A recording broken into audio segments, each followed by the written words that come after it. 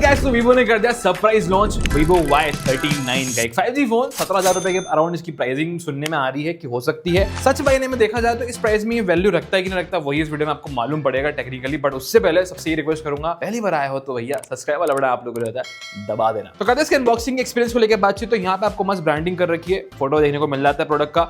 अंदर की तरफ सबसे पहले आपका फोन निकल कर आ जाएगा, फोन के साथ में आपको मिल जाएगा कवर के साथ में यहाँ पर आपको 44 वॉट का चार्जर इन्होंने दे रखा है, साथ में चार्जिंग केबल भी आपको मिल जाती है, एक पिन मिल जाएगी सिम ट्रे निकालने के लिए और कुछ पेपर वर्क वगैरह आपको यहाँ पर नजर आ जाता है। करते सीधे फोन के डिजाइन को लेकर बातचीत। कवर वगैरह तो हमने इसको पहना के रखा था क्योंकि कवर दे रखा था इन लोगों ने। तो यहाँ पर सीधे बात करते हैं अब डिजाइन टर्म्स और एलिमेंट्स को लेकर। तो यहाँ पर चेंजेस नजर आएंगे प्रीवियस मॉडल से इस मॉडल में, जो कि वीवो Y29 में था। अब यहाँ पर जो है इन्होंने सर्कल वाला मॉड्यूल यूज कर लिया है, पहले वो वर्टिकल वाले कैमरा मॉड्यूल थे। यहाँ पर अच्छा लग रहा है, थोड़ा सा यूनिक लग रहा है। मेरे पास जो बेसिकली कलर है ये है लोटस पर्पल कलर सही लग रहा है थोड़ा सा। मतलब मैं ऐसा कह सकता हूँ कि इसमें जो लाइट के शाइन अच्छा आ रहा है, जब आप इसको बाहर आउटडोर में यूज करोगे तो हल्का सा शाइन नजर आएगा आपको। है मैट फिनिश में, वीवो की ब्रांडिंग कर रखी है। Premium lens high definition photography, यहाँ पर एक ASPH करके कुछ यहाँ पर लिख रखा है इन लोगों ने। ऐसा कह रहे हैं कि थोड़े से लेंस वगैरह यहाँ पर बेहतर यूज कर रखे हैं कैमरा में। बॉटम में आपको टाइप सी का पोर्ट मिल जाएगा, स्पीकर ग्रिल मिल जाती है, एक माइक्रोफोन दे रखा है। ऑन द अपर साइड भी आपको एक माइक्रोफोन देखने को मिलता है। राइट साइड में आप नोटिस करोगे तो यहाँ पर आपको वॉल्यूम कंट्रोल दे रखा है और एक आपको मिल जाता है पावर ऑन ऑफ का बटन, जो कि एज अ फिंगरप्रिंट सेंसर भी काम करता है। यहाँ पर वो चीज आपको मिल जाएगी। अदर साइड वही आपकी सिम ट्रे आपको मिल जाएगी। तो ओवरऑल फिजिकल व्यू में, डिजाइन टर्म्स में काफी अच्छा लग रहा है फोन। लाइट वेट भी है, हेवी फील नहीं हो रहा है। यानी अगर आप पॉकेट में कैरी करेंगे तो आपको ऐसा हेवी फील नहीं होगा। यहाँ पर कुछ चीजें इसमें फोन में ऐसी तगड़ी दे रखी हैं जो शायद आपको सरप्राइज करेंगी। बट आते सबसे पहले इसके डिस्प्ले को लेके। डिस्प्ले जो है यहाँ पे 6.68 इंच का है, HD प्लस रेजोल्यूशन है, फुल HD नहीं है, जो कि थोड़ा सा डिसअपॉइंट करता है कहीं ना कहीं। बाकी 120 हर्ट्ज का रिफ्रेश रेट है, तो अच्छी बात ये हो जाती है कि आप कुछ भी इसमें यूज करेंगे, रन करेंगे तो ऐसे आपको लैग फील नहीं होता है यहाँ पर। एंड गेमिंग वगैरह के लिए स्पेशली अगर हम लोग बात करते हैं तो 90 हर्ट्ज के ऊपर रिफ्रेश रेट कहीं ना कहीं थोड़ा सा अच्छा भी रहता है। 120 हर्ट्ज के रिफ्रेश रेट के साथ में आता है, एक्सपीरियंस स्मूथ रहने वाला है। साथ ही साथ आपको 1000 निट्स की ब्राइटनेस भी जो है कंपनी ने क्लेम करी है। आउटडोर सिनेरियो की अगर मैं थोड़ी सी बात करूं यहाँ पर, तो हल्का फुल्का आपको शेड लेना पड़ सकता है, स्पेशली समर्स में। बाकी ओवरऑल में ब्राइटनेस बेहतर है, अच्छी लगी मुझे कि उन्होंने जो है नॉर्मल आउटडोर सिनेरियो के हिसाब से आपको ब्राइटनेस सही साइड दे रखी है। बस यही है कि अगर कंटेंट वगैरह प्ले कर रहे हैं यहाँ पर तो आप 4K में नहीं प्ले कर पाएंगे, सिर्फ HD या फुल HD रेजोल्यूशन में से यूट्यूब पे प्ले कर रहे हो, या फिर आप जियो स्टार पे प्ले कर रहे हो, या फिर आप नेटफ्लिक्स पे कुछ भी कंटेंट लगाया है आपने, तो यहाँ पर आपको जो है नॉर्मल जो है फुल HD पे ही चलता है, 4K का सपोर्ट नहीं है। बाकी फोन में परफॉर्मेंस की बात करी जाए तो यहाँ पर ना चिपसेट थोड़ा सा नहीं, मतलब मेरे से बहुत पुराना सा लगा दिया। ये बेसिकली चिपसेट आपको 10 से 12 हज़ार रुपए के फोन में भी मिल जाता है, या उससे कम वाले फोन में भी आजकल आपको ये मिल जाता है फोन, जो कि है स्नैपड्रैगन का 4 Gen 2 चिपसेट स्टेबल चिपसेट है। ऐसा मतलब आपको ज़्यादा दिक्कत नहीं आएगी, क्योंकि जिस तरह का फोन है उसमें आपको परफॉर्मेंस में जो यूजेज है, ये जो एक्सपीरियंस है वो अच्छा ही रहने वाला है। और हेवी टास्किंग जैसे गेमिंग वगैरह कर रहे हो तो डेफिनेटली उसके लिए आपको चिपसेट अच्छा चाहिए, परफॉर्मेंस अच्छी चाहिए, तभी मजा आएगा। तो ये चिपसेट बेसिक है, नॉर्मल गेमिंग वगैरह कर सकते हो और डे टू डे टास्क के लिए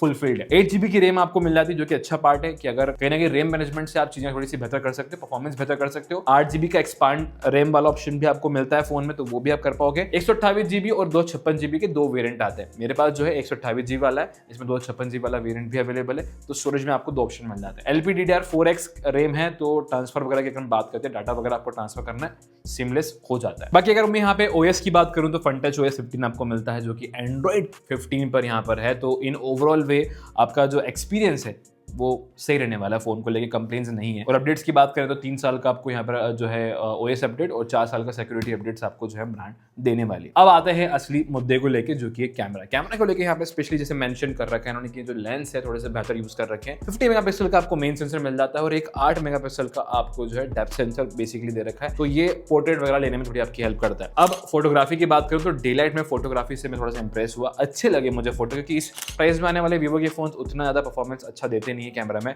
बट यहाँ पर वो जो लेंस का इम्पैक्ट है थोड़ा देखने को मिलता है आउटडोर सिनेरियो में, लाइट वाले सिनेरियो में।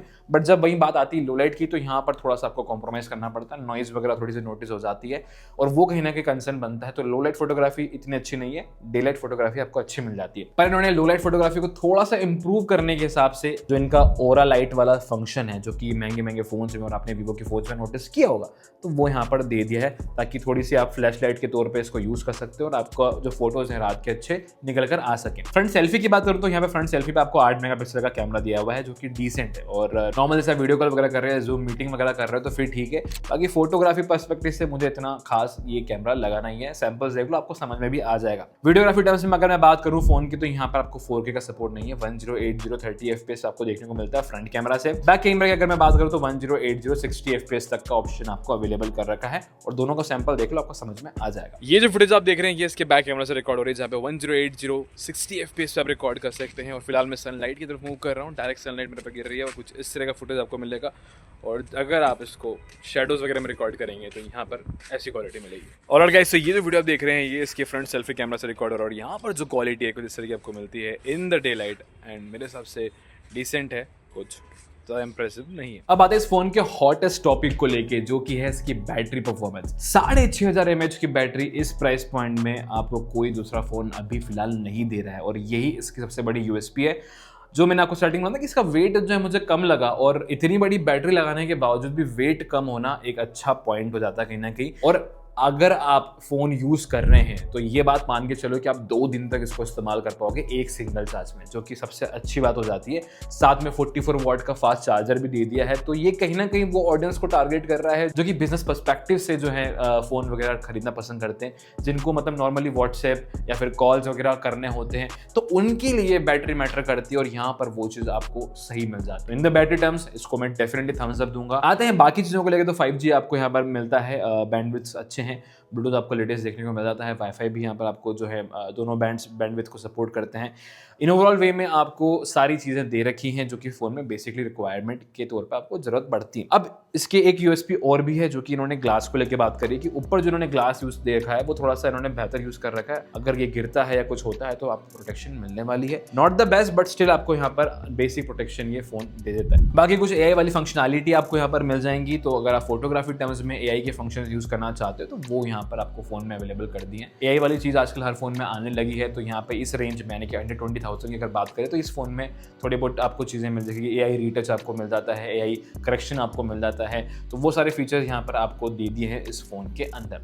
अब कंक्लूजन की बात कर लेते हैं। देखो, प्राइसिंग जो है वो 17,000 के आसपास हो सकती है या इससे ज़्यादा भी हो सकती है, बट मेरा कंसर्न मेजर जो है वो यही है कि अगर आप इस प्राइसिंग पे करने जा रहे हैं तो प्रोसेसर थोड़ा सा बेहतर आप एक्सपेक्ट करते हैं। बाकी ओवरऑल फोन अच्छा है, प्रोसेसर थोड़ा सा मुझे लगा कि और बेहतर होना चाहिए था। तो आई वुड सजेस्ट कि इसकी प्राइसिंग अगर 15,000 या 15,000 के आसपास अगर आपको ये फोन मिल रहा है तो कहीं ना कहीं अच्छी डील है, आप इसको ग्रैब कर सकते हो, फोन सही सेट है। और उससे ज़्यादा अगर आप पे करने जा रहे हो तो फिर बहुत सारे ऑप्शंस अवेलेबल है। इवन वीवो की ही आप ऑप्शंस देखने जाओगे तो वो कहीं ना कहीं आपको मिल जाएंगे, डिस्काउंट वगैरह चलती रहते हैं, अमेजॉन फ्लिपकार्ट पे ऑनलाइन आपको ऑफर्स मिलते रहते हैं, तो कहीं ना कहीं आपको फायदे की चीज़ मिल सकती है। तो ओवरऑल मेरा ओपिनियन यही है। अगर आप पे कोई सवाल है, डाउट है तो कमेंट सेक्शन आप लोग ही होता है, बिंदास कमेंट किया करो, हम आपकी हेल्प करने के लिए बैठे हैं यहाँ पर। हाँ, बट वीडियो को लाइक जरूर से कर देना और शेयर करना, सब्सक्राइब वाला बटन दबा देना ताकि मुलाकात हमारी होती रहे। मिलेंगे जल्द नेक्स्ट वीडियो में, तब तक के लिए स्टे ट्यून्ड रहिएगा इंदौर एक्सप्लोरर्स।